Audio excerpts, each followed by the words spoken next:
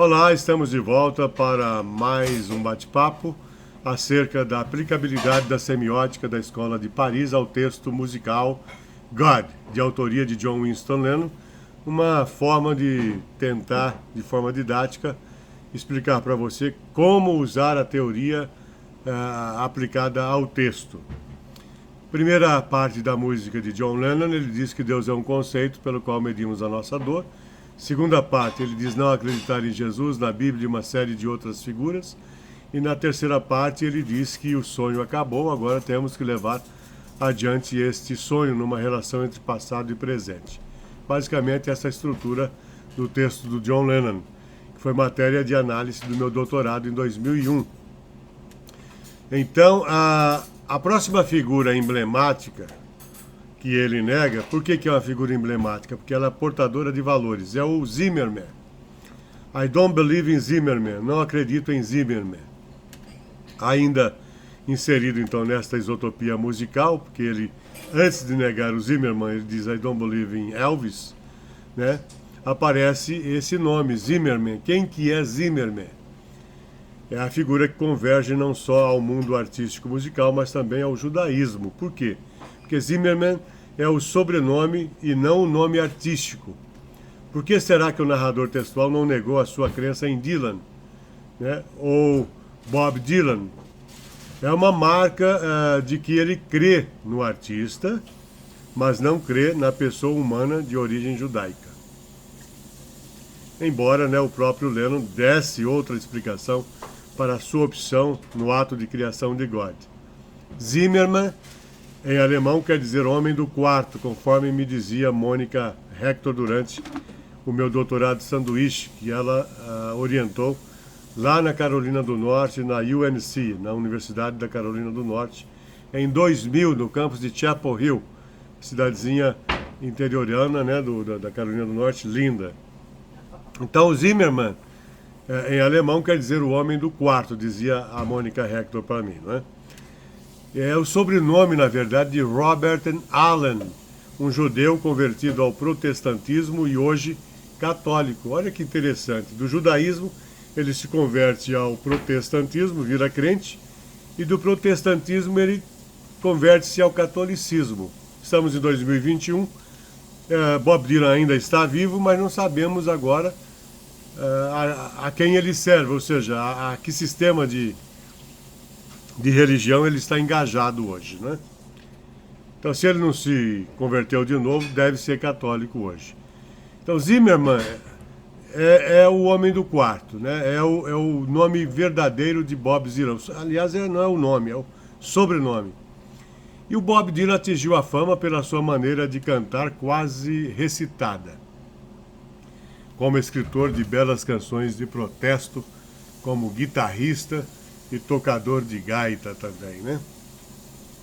Foi com a folk music, né, chamada música folclórica, né, nos anos 60, que Dylan mudou de nome e de estilo e projetou-se no cenário nacional, expressando por meio de Blowing in the Wind, Pairando no Vento, canção símbolo do movimento dos direitos civis, dos sentimentos da geração do sonho. O Dylan chocou o seu público em 1965, acostumado em vê-lo tocar sua gaita de boca quando passou a usar uma guitarra elétrica, mudando seu estilo ainda por mais 2 vezes desde então. Uma indagação, não é, que nos ocorreu quando da primeira leitura de God, esse texto do Lennon, foi a escolha feita pelo narrador.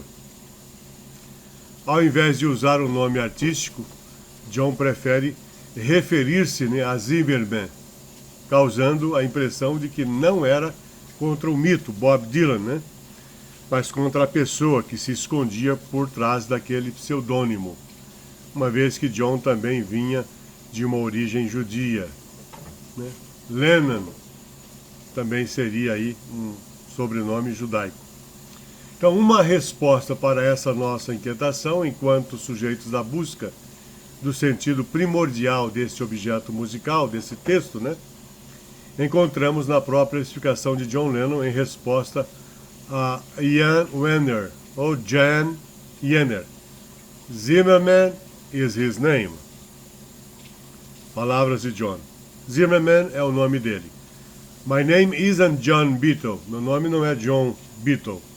It's John Lennon. É John Lennon.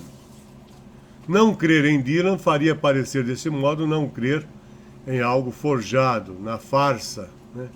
John, assim, faz questão de fazer saber que se negasse Dylan, estaria negando algo não original, não verdadeiro, posto que o seu nome real é Robert Alan Zimmerman.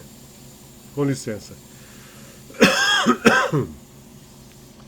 Como John poderia negar alguém que representou tanto em sua formação musical desde o primeiro dia que se conheceram? Então, a pergunta que eu faço na minha tese. Ao negar sua fé em Zimmerman, John estaria negando também sua fé nas drogas como objeto mágico do sonho coletivo e a sua influência musical, uma contradição para quem em God ainda faz ressoar os ecos, né, do jeito dylanesco. Não crer em Dylan é, portanto, não crer também na época psicodélica, no uso de drogas como forma de despertar os sentidos para a inspiração e toda a produção musical, ou mesmo para a busca do sagrado de forma profana. Então nós vemos nesse texto God essa categoria semântica, né, do sagrado e o profano o tempo todo. Em God, John faz saber e crer, né, que alcançou o nível de espiritualidade por meio de sua união com Yoko. Ele diz: I just believe in me, Yoko and me, that's reality. Só acredito em mim, em Yoko e em mim, e essa é a realidade. Então, em oposição à nova realidade, Dylan, agora pressuposto pela sua negação de Zimmerman, representa a mentira. Todavia, sua influência em seu comportamento é inegável, né? Como podemos verificar na estrutura harmônica da melodia God e de outras canções de John em carreira solo e junto aos Beatles. Então veja bem, o uso de drogas, como vemos, também contribuiu para a formação dessa maneira de John, depois, né, ver Deus, a Bíblia, Jesus, o Dylan e assim por diante, todas as figuras que ele vai negar. Como afirma Janet Paddle, Acid had created those gods from regular and irregular folks, and now metamorphosed, they were ready to perform missionary work around the country. Então vou traduzir para você, né? Ácido tinha criado aqueles deuses das tribos regulares e irregulares. E agora, metamorfoseados além, né, eles estavam também prontos para apresentar o trabalho missionário ao redor do país. Então, as palavras aqui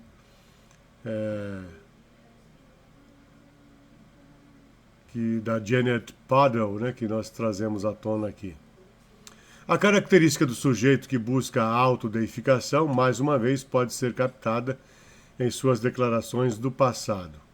Esta outra parte que pensa, né, ser Deus Todo-Poderoso é o ser onipotente que John Lennon desejava e que descobre que finalmente encontrou enquanto John renascido. Na sequência 3 ele vai dizer que agora ele está renascido, buscando, né, fazer parecer-se com Cristo, que também ressuscitou. São essas experiências com drogas pesadas que vão liberar a timidez e fazer aflorar a figura do Horus, alguns dizem, né? Cuja tradução remete ao leão marinho da cultura persa, ou mesmo ao Leviatã, né, que aparece ali no livro de Jó, no Velho Testamento.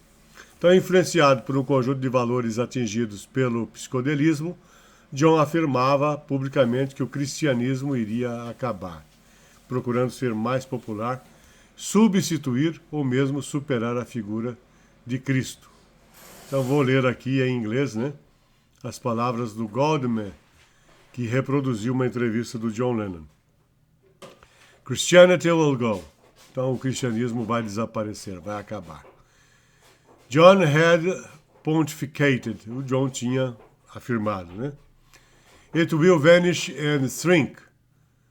I needn't argue about that. I'm right and will be proved right. We are more popular than Jesus now. I don't know which will go first, rock and roll or Christianity. Jesus was all right, but his disciples were thick and ordinary. Então, palavras aqui do John Lennon, né, no livro do Goldman, que nós vamos traduzir para você. Eu vou traduzir para você. O cristianismo passará. John havia pontificado. Vai desaparecer e se encerrar. Eu não preciso argumentar sobre isso. Eu estou certo, será provada essa certeza. Nós somos mais populares que Jesus agora. Eu não sei o que acabará primeiro, o rock and roll ou o cristianismo. Jesus estava certo, mas seus discípulos eram grosseiros e ordinários. Quer dizer, simples, né? Comuns, é isso que ele quer dizer. Mais tarde, temendo a pressão da imprensa e a consequência de sua declaração em relação ao que poderia acontecer a Brian Epstein, que era o empresário dos Beatles, né? Ou mesmo aos demais colegas da banda, John se retratava publicamente, reforçando a ideia de ascensão e popularidade dos Beatles em oposição à decadência da igreja e impopularidade de seu maior ícone, Jesus Cristo, segundo, né, o que ele, John, pensava, né? Então esse é um pensamento parcializado que ele tenta colocar como totalitário, né? Como Jesus estava certo em oposição ao erro dos apóstolos de outrora e de agora, John, tomando seu lugar, resolveria consertar tudo que estava errado no mundo. Então, essa é uma leitura que fazemos. Como ele mesmo dizia, there was nothing actually going on in the church I went to. Nothing really touched us. Então ele dizia que não tinha nada, né, acontecendo na igreja que o fascinasse, né, que o atraísse. Nada realmente o tocava. Ele estava se referindo aos ensinamentos da escola dominical na igreja de St. Peter, se eu não estou enganado, que era uma igreja que ficava em Walton, em que a tia Mimi, que o criou, né, porque ele foi abandonado pelo pai e a mãe morreu num trágico acidente quando ele era pequeno ainda, né, então ele acabou sendo criado pela tia Mimi, que tinha uma tendência conservadora e o levava à escola dominical, né, nas leituras da Bíblia ali nos domingos pela manhã em St. Peter, na igreja de St. Peter em Walton, ali em Liverpool. Então ele teria frequentado essa igreja ali em Liverpool. Então esse seu querer ser alguém dotado do caráter divino pode ser visto ainda em sua declaração ao colega Pete Shotton, quando pensou ser Jesus Cristo. Olha só o que o John falou. I think I'm Jesus Christ. I've got to tell everyone. I've got to let the world know who I am. Eu acho que eu sou Jesus Cristo. Eu tenho que dizer a todos, eu tenho que dizer ao mundo quem eu sou. Declarações do próprio John Lennon. Então, esse pensar ser alguém dotado de genialidade, feito os mitos descritos e negados aqui, tem sua origem, portanto, em seu passado e revela um dom de visão ao qual John identifica-se em God, em que procura provar a personalidade de um sujeito que quer se parecer com a divindade de qualquer jeito, a qualquer custo, né? Dotado de poderes cujas origens sugerem estar além do plano humano. Então, ao dizer I don't believe in Zimmerman, eu não acredito em Zimmerman, ele diz não acreditar no Bob Dylan. Dylan, como vemos, a exemplo de Elvis, que ele também nega, também serviu de paradigma para o John do passado, o John Beatle, né? Que agora se recusa a sê-lo. Que ele diz que não acredita também nos Beatles, só acredita nele, na Yoko e nele. Então, sua decisão de não acreditar em líderes sociais foi inspirada num conselho que recebera ironicamente do próprio Dylan, na época em que o sonho ainda estava vivo. Vou ler para você. There is something I really like to get back about what you said about the dream being over. I'm saying like what Dylan said, don't follow leaders. He said it once. Então o John dizendo aqui, né, reproduzindo aqui o que, lembrando, né, do que o Bob Dylan tinha lhe dito. Quando Jan o Enner pergunta: há algo que eu realmente gostaria de trazer de volta sobre o que você disse em relação ao sonho ter terminado. John Lennon responde: estou dizendo o mesmo que Bob Dylan disse, não siga líderes. Ele disse isso certa vez. Então, o próprio John aqui menciona o Bob Dylan, deixando, né, claro que foi uma inspiração para sua produção junto com os Beatles. Mas agora ele não estava mais interessado nisso, rompeu também com o Bob Dylan. Esquecendo-se de que Zimmerman, o Dylan, representou, né, esquecendo de tudo isso que o Dylan representou, o John nega sua crença neste ícone musical, relegando-o, a exemplo dos demais sujeitos, ao plano da não-realidade, como o seu nome, Dylan, um pseudônimo, né, uma ficção. John nega sua fé nos líderes como forma de projetar-se como um deles, ou ainda até mesmo superá-los. Espero que você tenha gostado. Próxima conversa vamos falar sobre I Don't Believe in Beatles. Não acredito nos Beatles, que foi o último, né, sujeito negado aqui, que é o sujeito coletivo negado aqui na sua canção. Então, um grande abraço, até a próxima.